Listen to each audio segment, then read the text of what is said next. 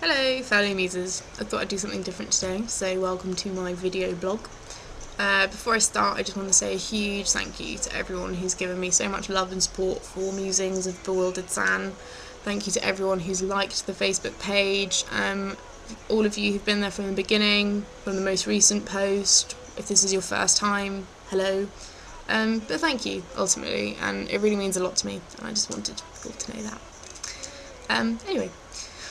So I wasn't really sure what to talk about in a video blog, because it's a bit more intense than just writing, and I figured since it was a video blog, why not talk about the difference between the visual and the verbal.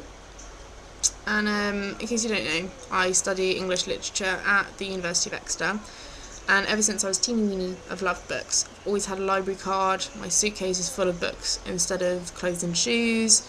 When I was tiny, I didn't play with Barbies, I played with books. And so recently I read an article in The Guardian that said that the first quarter of this year, 2012, has been the lowest amount of book sales since 2003 and is steadily declining. Plus there's all those vicious rumours about Waterstones and other major high street booksellers potentially going into administration. And I think that's really bizarre to think that potentially my children might never go into a bookshop. They will never peruse the shelves. If they even still use books, they'll only really get it off places like Amazon. I just think that's really sad. So I figured I'm going to talk about it, whether you like it or not. So obviously the major threat to books is films, visual. And I was watching Come Down With Me the other day, and one of the contestants really summed it up. He was like, I don't understand why someone would spend days reading a book when you could watch the same story in 2 hours. And as much as I want to disagree with him, I do have to admit that there's merit in his argument. Watching a film is so simple, so easy, and fun. And to throw in a quick cliche, a picture tells 1,000 words. Pages and pages of character and location descriptions are told in a split second. Stuff like actors' facial expressions, the cadences of their voice, the really emotional background music that leaves you sobbing, you don't get in a book. But on the other hand, why I still favour books is because I've never ever watched a film that allows me to connect with the character the way that a book does. There's just no replacement for the way that a book allows you to get into the intricate workings of a character's mind, plus the number of details that are always cut from a film. Like, for example, in Harry Potter, the entire character of Peeves was cut. So there are thousands of people out there who have watched every Harry Potter film, don't know about the character of Peeves, let alone all the other things that have been cut from the film. And Peeves was one of my favourite characters. Anyway. And the other thing with books is it allows you to use your own imagination. And admittedly, there are numbers of times when I've chosen to watch a film instead of reading a book because I'm too tired to use my imagination. I've been working all day, whatever.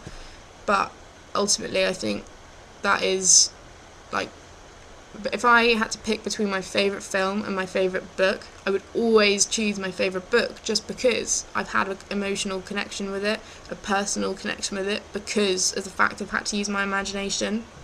I remember when I first watched Philosopher's Stone and Daniel Radcliffe came on the screen. And don't get me wrong, I love Daniel Radcliffe, I love all the Harry Potter films, but he wasn't my Harry, he was just an actor filling in the role.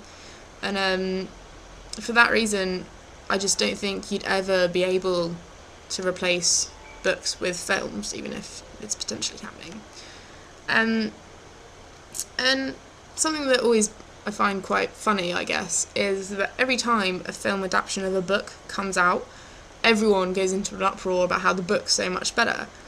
And for those reasons I've just said, I guess. But then you have stuff like Watchmen, which was an adaptation of the graphic novel, and that got slated because it was exactly the same as the graphic novel, and everyone was like, well, what's the point? Just read the graphic novel, blah blah blah. And so many people go on about how they want it to be exactly the same as the book and how they've missed out X, Y, and Z. But the point is that they're film or TV adaptations of the book, and so surely there should be a change. Although there are, I will admit, some films that are just so awful in their adaptation of the book, like Aragon. The books are incredible. I've just got one of my housemates to start reading them and he loves them. But the film is literally, like, I got up and walked out. It was awful. So, yeah, there are some films that do deserve that criticism. The other thing I wanted to talk about was Kindles and ebooks. I'm aware this is kind of twisting the visual thing, but never mind. But what I know is that the traditionalist in me absolutely despises them. I hate them. So much of our lives are ruled by electricity, screens, technology. We spend half our time on our smartphones, and I just think there's something so, maybe this is overly romantic, but something so special about sitting down with a book. There's no airs and graces about it. It's just straightforward. It's just you, your imagination, and the printed word. It's my dream to have a really cool library in my house, and I want to have one of those shelves that you move the book and then it reveals like a really cool toilet or something. And that's not really going to work with a Kindle, is it? There's just something so satisfying about the feeling of flicking over a page, snapping a book shut after finishing a really, really great story. And I just can't see that happening with turning off a power button. So yeah, maybe I'm just being a stick in the mud. In a year, I potentially could be pocketing my Kindle after a hefty reading session. But maybe not. What do you think? Do you have a Kindle, an ebook? Do you love or loathe them? And also, do you think they can live alongside one another, or will one of them ultimately force the other out? I'm really interested to know how many people have chosen to view my blog today instead of reading it before. Has anyone been put off by me doing a video instead of writing? Obviously there are pros and cons to both, but there's no need for everyone to be as pedantic with me about it. Just a quick little comment would be really interesting to know. Also, I'd like to think that a couple of my fellow English students are watching this. I'd be really interested to know what you think, because obviously you spend half your life at the moment reading a book. And I leave you on a final thought, that during the summer of 2011, the London riots, hundreds of shops were looted, and there was a particular street where every single shop was broken into, robbed, whatever, apart from one that remained unscathed, and it was Waterstones. Anyway, thank you for listening / watching. Sorry if my voice and face, or both, or neither, was annoying. I'll try better next time. Thank you for listening, and lots of bewildered love. Sam. Bye.